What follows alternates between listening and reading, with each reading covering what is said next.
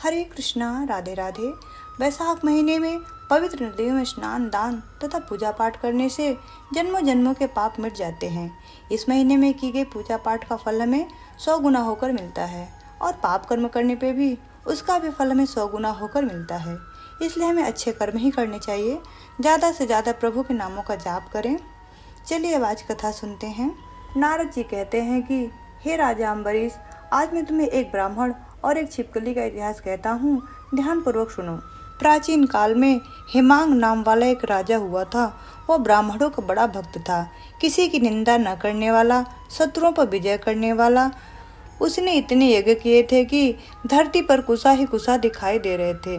कोई भी ऐसा दान धर्म नहीं था जो उसने न किया हो, परंतु उसने कभी वैशाख मास में जल दान नहीं किया था। वह कहता था कि अलभ्य वस्तु दान करने का क्या फल है, जल तो सहज ही लक्ष्य है। अतः वह राजा लूले, लंगड़े, अंधे और जीविकाहीन ब्राह्मणों की सेवा किया करता था, किंतु वेद पाठी, तत्वज्ञानी और ब्रह्मवादियों की पूजा नहीं करता था। इस दोष के कारण 3 जन्म तक उसको चातक की योनि मिली। फिर एक जन्म में गिद्ध बना, फिर 7 जन्म तक कुत्ते की योनि मिली, फिर एक राजा के महल में छिपकली की योनि में उत्पन्न हुआ। इस प्रकार उस राजा को मिथिलापुरी के राजा सुकृति के घर में छिपकली बनकर द्वार की चौखट पर कीड़ों का भक्षण करते हुए 87 वर्ष बीत गए। एक समय श्रुतदेव ऋषि भूखे प्यासे दोपहर के समय मार्ग में थके हुए मिथिलापति के घर आए। ऋषि को देखकर राजा खड़े होकर उनका आदर सत्कार किया। उनके चरणों को धोकर उस जल को अपने माथे पे छिड़का। दया योग से उस जल की एक बूंद उस छिपकली पे भी पड़ गई। जल का एक बूंद पड़ते ही उसको अनेक योनियों के जन्म का ज्ञान हो गया और हाय हाय करने लगा, हे ब्राह्मण देवता, मेरी रक्षा करो, मेरी रक्षा करो।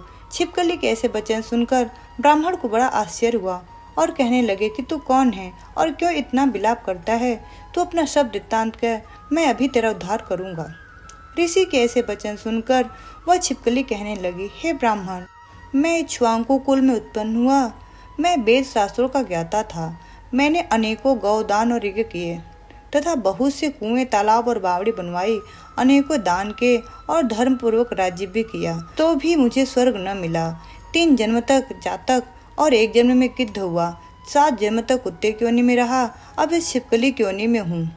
यह राजा आपका चढ़ोदर छिड़क रहा था तो इसकी एक बूंद मुझ पर गिर गई, जिससे मुझे पूर्व जन्मों का वृत्तांत स्मरण हो आया और मेरे अनेकों पाप नष्ट हो गए।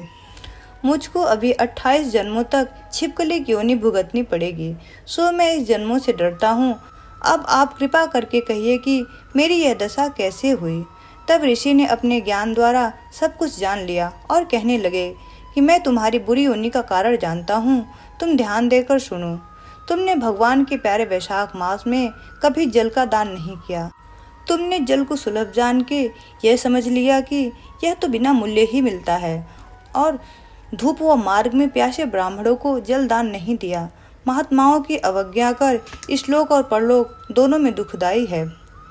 सज्जनों की पूजा ही धर्म, अर्थ, काम और मोक्ष देने वाली है।